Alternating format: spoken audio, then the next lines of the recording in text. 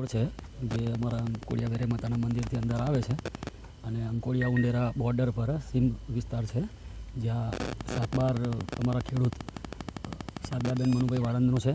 એમના ખેતરમાં સાંજના ખેડૂત ખેતરમાં જતા એમને જાણ કરેલી કે અહીંયા બોડી પડેલી છે અને આખી ચાદર સાથે બોડી ફૂલ વીંટાળેલી હતી. પછી જ્યારે પોલીસ આવીને FSL ટીમ આવીને બોડીને કરી ત્યારે ખબર પડી કે લેડીઝની લાશ છે.